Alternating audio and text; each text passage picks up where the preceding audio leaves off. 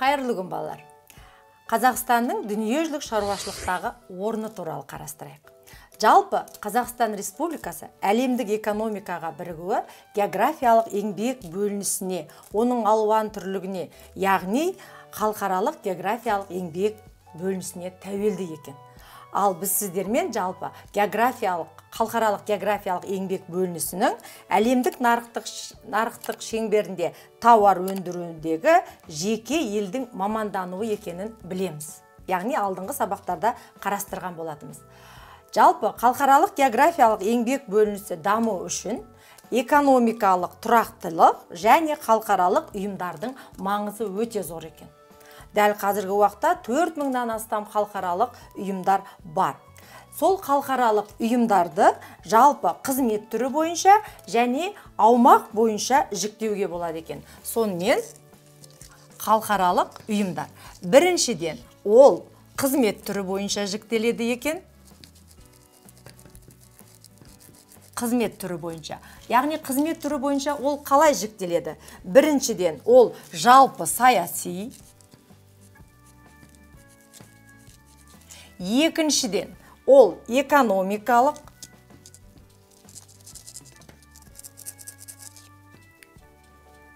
Үшіншіден, валюталық қаржылық. Бұл балалар қызмет түрі бойынша халықаралық ұйымдардың жіктелуі бойынша. Екіншіден, ол аумақ бойынша жіктелуі. Аумақ бойынша қалай жіктеледі екен. Яғни, ол біріншіден әлемдік ұйымдар, екіншіден аймақ аралық ұйымдар, үшіншіден аймақтық ұйымдар. Жалпы халықаралық ұйымдарды осылай жіктеуге болады екен. Біз сіздермен халықаралық ұйым, мысалы Біріккен штаб-пәтері Нью-Йорк қаласында орналасқан Біріккен ұлттар ұйымы туралы айтуға болады. Жалпы Біріккен ұлттар ұйымы бойынша, өкілеттігі бойынша ерекше орын алады. Ол дүниежүзілік тұрақтылықты сақтайды деп айтсақ болады. Қазақстан Республикасы әлемдік экономика интеграциялануында сыртқы сауда, несие, қаржы, шетелдік инвестиция, халықаралық техникалық қатынас және халықаралық туризм сияқты сыртқы экономикалық байланыстарда үлкен рөл атқарады екен. Енді осы жерде біз бірнеше түрін айтып кетейік. Біріншіден, мысалы сыртқы сауда байланысы. Яғни Қазақстанның сыртқы сауда байланысы. Жалпы сыртқы сауда байланысында жалпы көлем бұл жерде тауар экспорты мен импортына тәуелді деп айтуға болады. Және сондай-ақ географиялық орны да үлкен рөл атқарады екен. Мысалы, дүниежүзілік мұхиттан шалғай орналасуы, жалпы елдің аумағының үлкен болуы, және үшіншіден халықаралық тауар айырбасында тасымалдайтын арақашықтық көлемін айтуға болады екен. Ол жерде кедендік баж салығы, көлік түрі, осының барлығын біз сыртқы сауда байланысына жатқызамыз екен. Жалпы Қазақстан Республикасының басты экспорты ол минералды ресурстар. Ал импортына машина, құрал жабдық, көлік сияқты тауарларды айтуға болады. Ал енді ең үлкен импорттың үлесі ол Ресей Федерациясына тәуелді екен.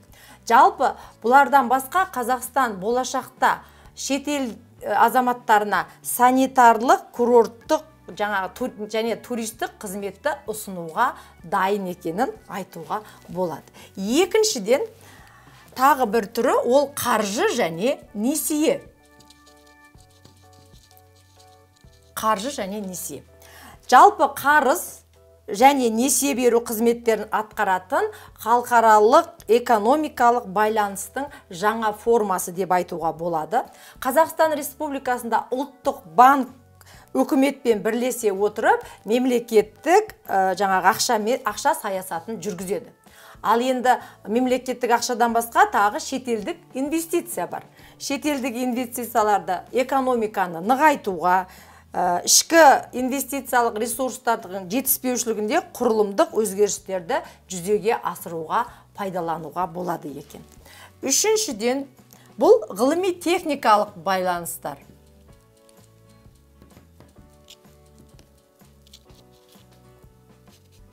Ғылыми техникалық байланыс. Ал ғылыми техникалық байланыстар ғылыми зерттеулер мен мемлекеттердің өндіріс салаларының мамандануымен сипатталатын халықаралық экономикалық қатынастың түрі деп айтуға болады. Жалпы халықаралық еңбек бөлінісінде олар ғылыми техникалық прогресс, білім және патент, лицензия және мемлекеттік деңгейде қабылданған техникалық құжаттар сияқты озық тәжірибемен сипатталады екен. Ғылыми техникалық байланыстар айтатын болсақ. Енді жалпы осындай дүниежүзілік шаруашылықта немесе жаңа сыртқы сауда байланысында Қазақстанның ең ірі серіктесі ол Ресей Федерациясы екен. Мысалы, ресейлік мұнай құбырлар арқылы Қазақстанның мұнайы мен газы тасымалданады. Немесе Қостанай облысында орналасқан Соколов-Сарыбай тау-кен бірлестігі Магнитогорск қаласында металлургиялық комбинат салған. Сол Соколов-Сарыбай кенінің негізінде.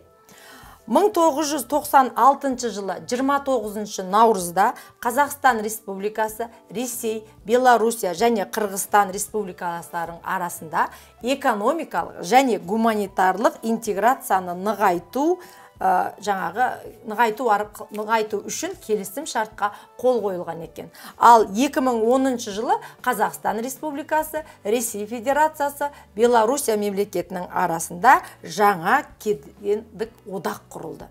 Ал енді осы бірнеше мемлекетпен байланыс қандай? Мысалы, Белоруссия мемлекеті мен Қазақстанның байланысатын айтатын болсақ, Қазақстан Белоруссиядан көлік құралы, машина құрал жабдықтары, жаңағы минералды тыңайтқыштар, химия және трикотаж сияқты өнімдерді алатын болса, Украинадан ауыл шаруашылығы, жаңағы көлік техникаларын, маршруттық автобустар, тамақ және жеңіл өнеркәсіптерін алады екен. Ал Украинаға Қазақстаннан мұнай өнімдері, түсті және қара металл, автокөлік аккумуляторлары, тері, жүн сияқты өнімдер керісінше Украина мемлекетіне шығарылады екен. Қырғыз Республикасымен байланыс. Жалпы Қазақстан мен Қырғыз Республикасының арасындағы байланыс әскери жағынан өте тығыз екен және электроэнергетикаға байланысты екі мемлекет арасында су электр станциясы салынған екен. Сондай-ақ Қырғызстандағы Қарабалта заводта Қазақстанның өнімі уран өңделеді. Ең ірі осы серіктерден басқа алыс шетелдерден ең ірі серіктестері Қазақстанның ол Ұлыбритания, Германия, Америка құрама штаттары, Қытай Халық Республикасы, Швейцария және Оңтүстік Кореяны айтуға болады. Мысалы, Америка құрама штаттары Қазақстанмен байланысты ол Қашаған, Каспий маңындағы және теңіз алабындағы мұнайды өндіру мақсатында байланысты екен. Енді жалпы Үндістан мемлекетінен бізге дәрі-дәрмектер келеді екен, әртүрлі және тұрмыстық тауарларды аламыз екен. Ал Қытай торабы мысалы Ақтөбе мұнай акционерлік қоғамының акциясын сатып алған мемлекет болып табылады. Ал түрік мемлекеті бізге құрылыс жағынан өте үлкен көмек көрсетеді екен. Түрік құрылысшыларының салынған Рамстор сауда үйі, жаңағы Анкара қонақ үйі және Петропавл қаласындағы макарон заводын айтуға болады. Ал Израиль мемлекетінің ғалымдары бізде сортаң топырақтар жерлерде, оның ішінде Қызылорда облысы Арал маңында жаңағы сортаң топырақта бау-бақша өндірудің жаңа технологиясын енгізген екен. Оңтүстік Кореяны айтатын болсақ, Samsung компаниясы арқылы Қазақстанның жалпы әлеуметтік инфрақұрылымын дамытуға өте үлкен үлес қосып жатқан компаниялар деп айтуға болады. Ал азиялық бағытта экономикалық және ғылыми техникалық өзара қарым-қатынас ол Жапония, Оңтүстік Корея, Қытай және Үндістан мемлекеттері болатын болса, керісінше экономикалық стратегиялық жүзеге асыру мақсатында Европалық одақ, Шығыс Европа және Балтық маңындағы экономикалық ынтымақтастық кеңістік дамыған екенін айтуға болады. Бұның барлығы балалар Қазақстанның дүниежүзілік шаруашылықтағы орны және басқа мемлекеттермен халықаралық байланысы болып табылады. Міне, бүгінгі өтетін тақырыбымыз осы. Сабақ түсінікті болса, келесі кездескенше сау болыңыздар.